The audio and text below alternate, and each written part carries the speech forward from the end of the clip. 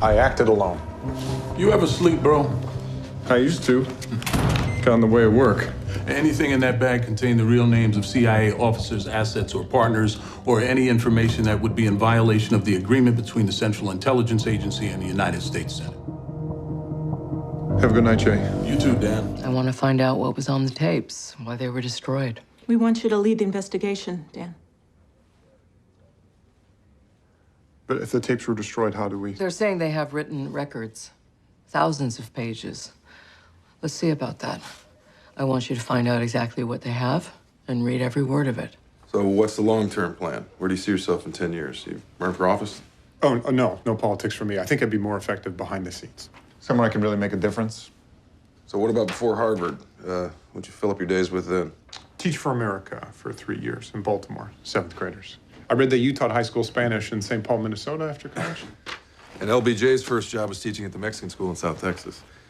Knowing how to deal with children is a highly useful skill when working on the Hill. But from my perspective as Senate staff, I would wait until things turn around up here. I think Senator Daschle would say the same thing. Go get some real-world experience in counterterrorism, in foreign policy. Try the CIA, try the FBI.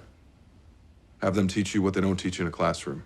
Then you can come back here and help us fix all the things that Bush and Cheney are breaking. Ms. Krass, nice to see you again.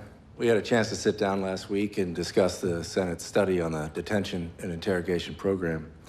You told me you found the study to be hard reading. Also, last week, a number of articles appeared discussing the one-year anniversary of the vote to approve the committee study. And in one of those articles, the CIA claimed to have found significant errors. And I gotta tell you, I don't believe that is accurate. In fact, I'm more confident than ever in the factual accuracy of the committee's study. Dan Jones?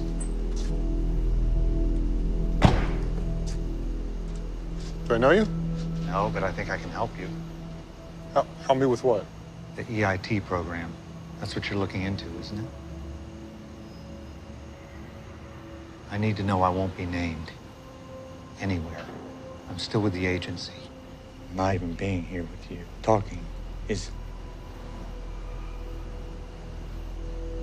Daniel Jones. I didn't think you'd ever return my calls. Does your boss know you're talking to a guy with a byline and a tape There's something recorder? going on I think you should look into. It involves the agency. Okay.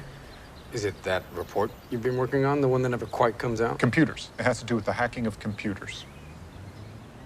All right. Whose? The United States Senate. Someone hacked into the Senate. No shit. Okay.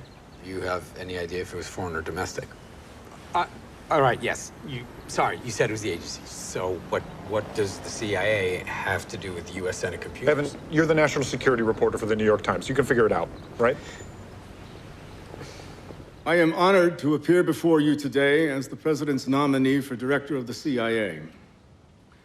I'd like to say from the beginning that honesty, truthfulness, was a value inculcated in me growing up in New Jersey by my parents, Owen and Dorothy. Now, none of us are perfect beings. I am far from perfect. But I will be honest with this committee and do everything possible to meet your legitimate needs and requirements. We are going right back to the National Security Council today and asking to have the program recertified as many techniques as possible. We have a plan. Thank you. Thank you. How is that even ethical? The people we're dealing with weaponize daily life. Would you like to talk about the ethics of that? We're here to make sure that nothing like that ever happens again. They're training their people to resist traditional interrogations in the back of a cave somewhere. So we need to change our approach before another bomb goes off or another building falls down. Okay. What is going to happen when one of our soldiers gets captured and takes out a card with the Geneva Convention on it and wants to be treated like a human being? You think his captors aren't going to remember the way these people were treated here? And for what?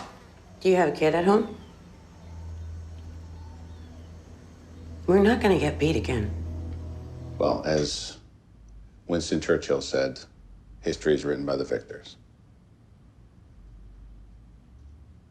Churchill didn't really say that. Hermann Goring did. And what he said was, we will go down in history either as the world's greatest statesmen or its worst villains. So your report is going to determine that, statesmen or villains.